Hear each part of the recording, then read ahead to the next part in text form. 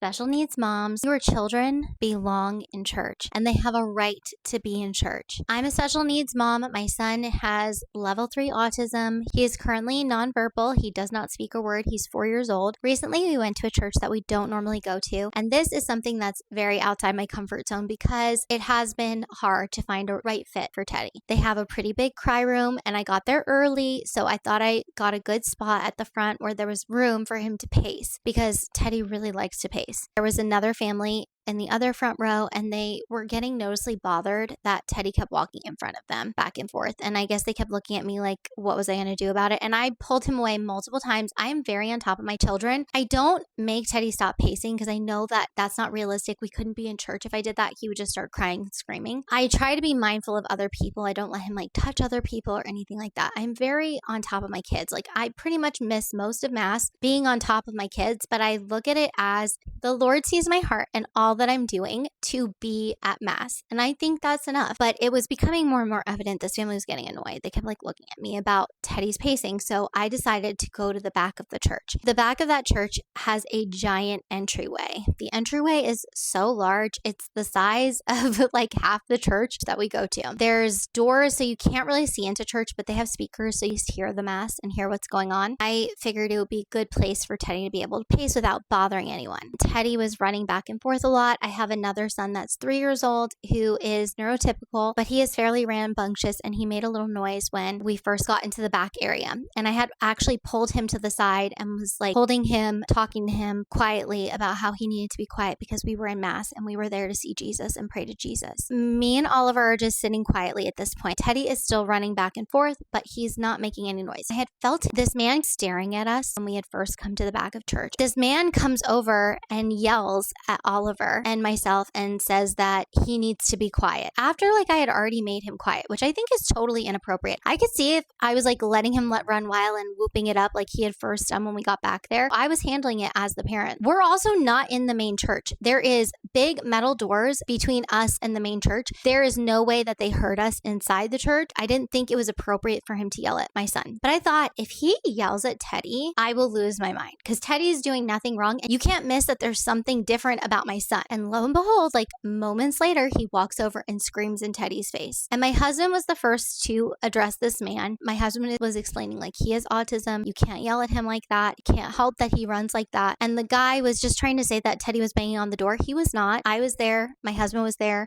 We would have never let him bang on the door and that didn't happen. It wasn't appropriate for him to be yelling at Teddy. The man is not listening to my husband. And I said, sir, why don't you go focus on the Mass and pray? We're not going to agree with you. He smiled like thinking that he got me and said, I already fulfilled my obligation this week. And then I was like, well, this is a house of God and all are welcome here. And my son is welcome here. And he said back to me that if he doesn't know how to behave, he belongs outside. We ended the conversation there. We're not going to agree. You need to like leave us alone. What broke my heart was 3 things. One, as my son gets older, I worry about where Teddy will be welcome in church because it's like okay to have him in the cry room at 4, but obviously the older he gets, that's not going to be something that is possible. He's more than likely going to be a very tall guy. His dad is 6'4". So I worry about like, what is the future for us in Mass? Because I believe my son belongs in Mass and we're doing everything we can for him to do better behaviorally. Second thing that broke me is that I'm a strong Catholic. I'm a cradle Catholic. I've been Catholic all my life. I went to Catholic school, K through 12. I feel extremely comfortable in a Catholic church and I knew that that man was wrong and I didn't feel uncomfortable advocating for myself. There are so many special needs families that struggle so badly to get to church with their children. For them to have someone say that their child belongs outside would make them never go back to church again. I want you to know that you belong in church. Your child belongs in church and you should feel absolutely no shame about your child being in church. I understand if your child is crying, you want to take them outside. I've taken Teddy outside many times when he is inconsolable and needs time outside.